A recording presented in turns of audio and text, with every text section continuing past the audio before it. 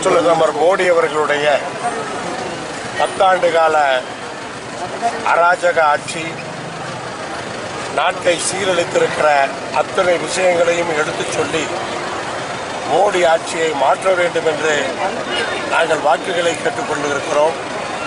அதிமுக பொதுச் செயலாளர் எடப்பாடி பழனிசாமி அவர்கள் எதை சொல்லி வாக்கு கேட்கிறார்? ஆட்சி மாற்றம் வேண்டும் என்று வாக்கு கேட்கிறாரா, அல்லது அந்த ஆட்சி தொடர வேண்டும் என்று வாக்கு கேட்கிறாரா? என்னவென்ற கொள்கையே இல்லாமல் அதிமுக களத்திலே வேட்பாளர்களை நிறுத்தியிருக்கிறார்கள். என்ன பேசுவது என்று தெரியாமலே அதிமுக பொதுச் செயலாளர் இன்றைக்கு பேசிக் கொண்டிருக்கிறார். பாரதிய ஜனதா கட்சியிலிருந்து ஒரு மாதத்திற்கு முன்னால் அதிமுகவுக்கு வந்தவருக்கு இன்றைக்கு இந்த நாடாளுமன்ற தொகுதியிலே வேட்பாளராக்கி பணத்தை இந்த தொகுதியிலே வேட்பாளராக நிறுத்தியிருக்கிறார். அதிமுக தொண்டர்களே அந்த வெறுப்போடு இருக்கிறார்கள். அதிமுக தொண்டர்கள் மோடியை விரும்பவில்லை என்பது எடப்பாடி பழனிசாமி அவர்களுக்கு தெரியும்.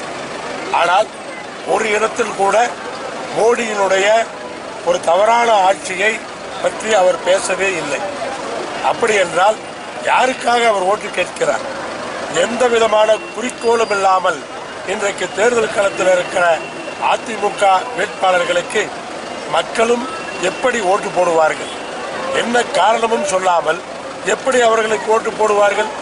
அன்றைக்கு அம்மையார் ஜெயலலிதா கூட மோடியா லேடியா என்று கேட்டு ஒரு சவாலை விட்டு வாக்குகளை கேட்டார்கள். ஆனால் இவர் மோடியை ஆதரிக்கிறாரா, எதிர்க்கிறாரா? அதற்கான பதிலை கூட இன்னும் மக்களுக்கு சொல்லாமல் இருக்கிறார்.